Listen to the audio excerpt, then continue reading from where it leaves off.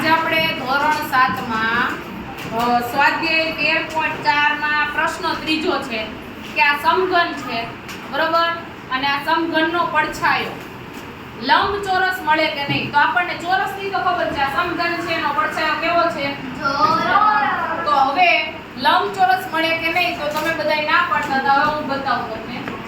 આ સમઘનને તમે આમ ત્રાસુ રાખો એટલે આનો પડછાયો કેવો મળે છે?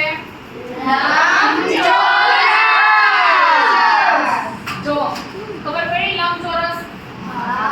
બરોબર છે.